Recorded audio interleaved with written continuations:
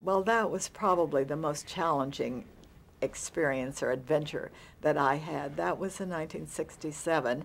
It was after the election had taken place over there for president and vice president.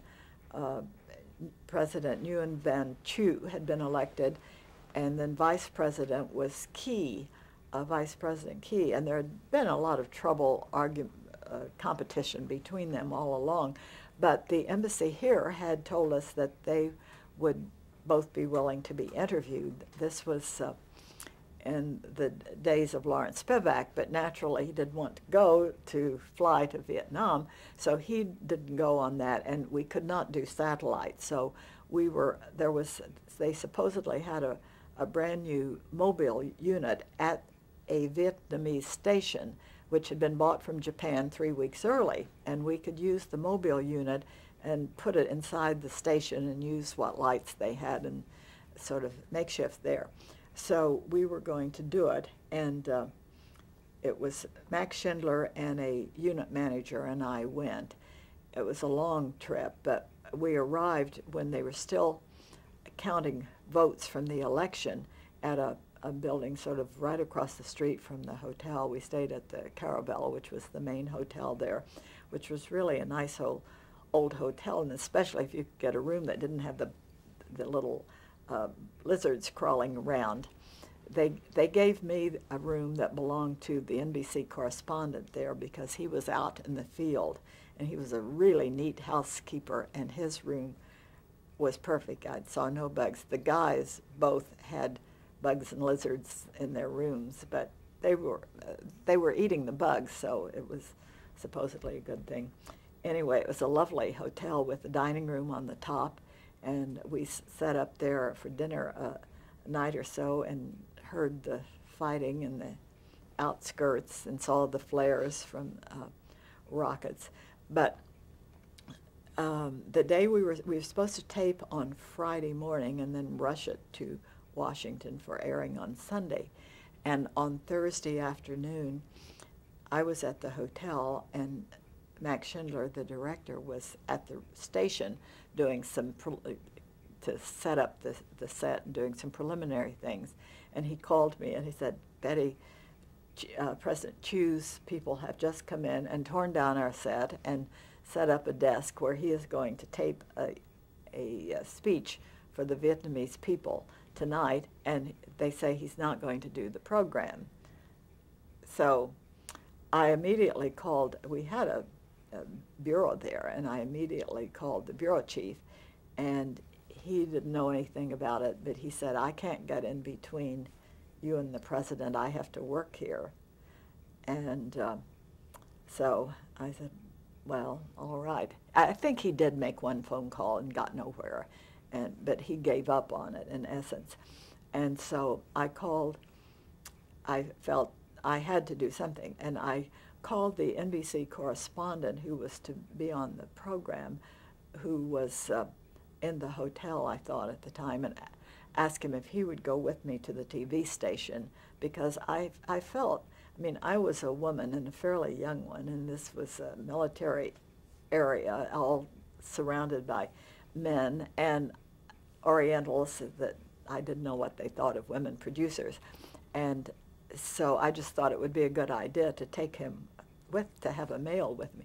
But when we got to the TV station at the corner of the block, the street had been blocked off. There were soldiers lining the whole block up to the station because the president was there.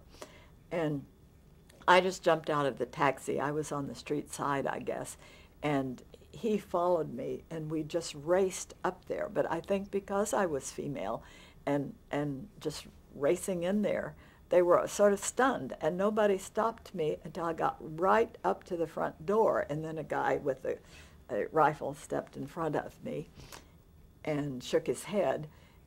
And at that point, Max had been watching from inside and had sent somebody to the door, one of the people, the Vietnamese crew, I guess, who worked there, to the door to sort of watch for me.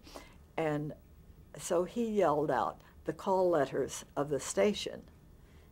And I guess the guard thought that I worked there, or that we worked there, and he sort of put his step back, and we just went right in the door.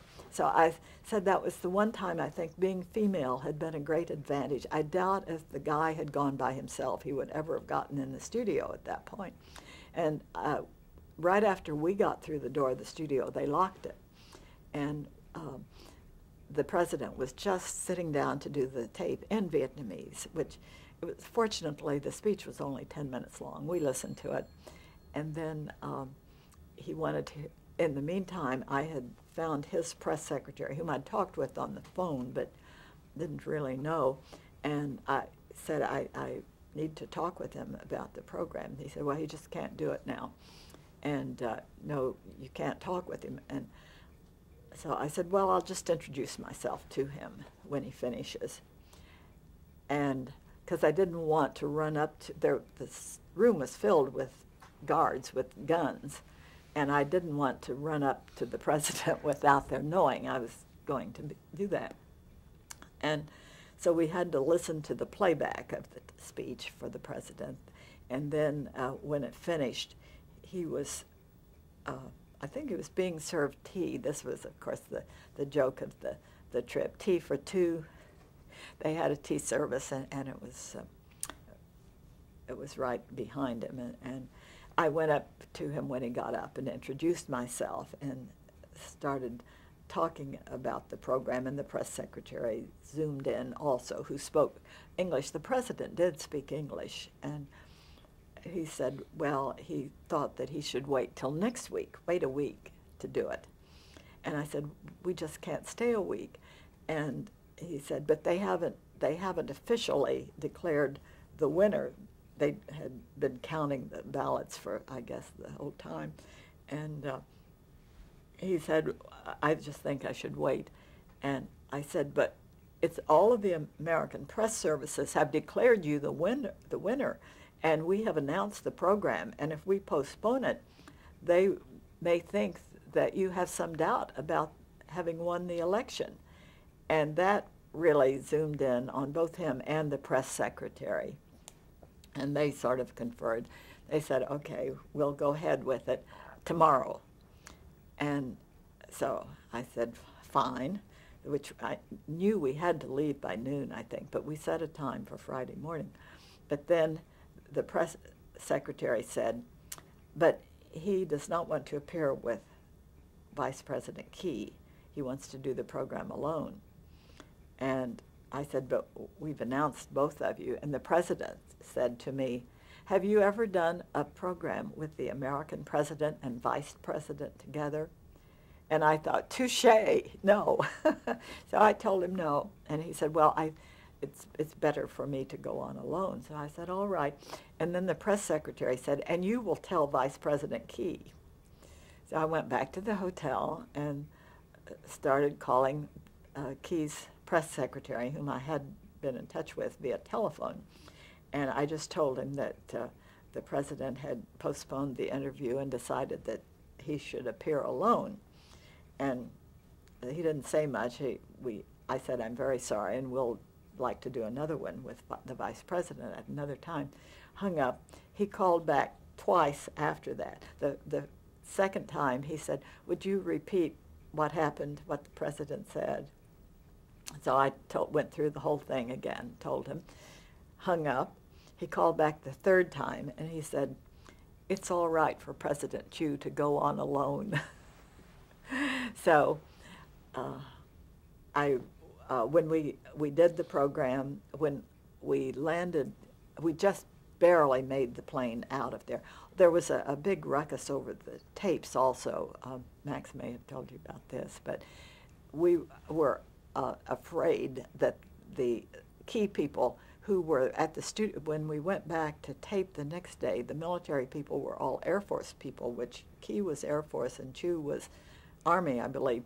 And I'm not sure which they were the day before, but anyway, Max felt as a safeguard that as soon as the show was finished, he should have the tapes taken out of the cameras and put some blanks in there.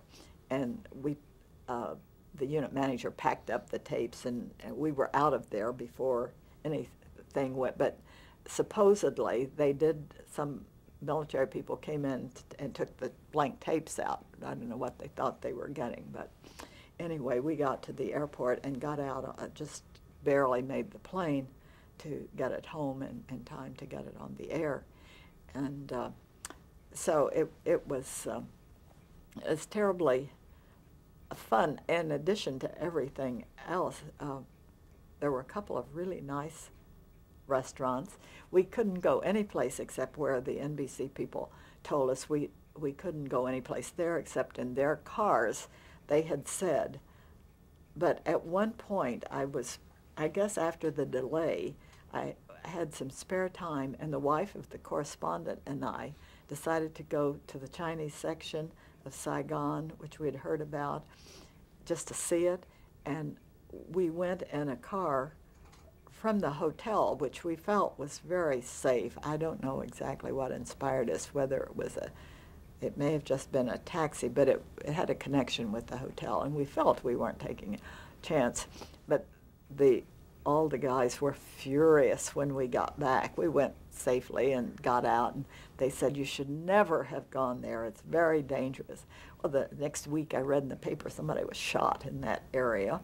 But anyway, that was one foolish thing I did.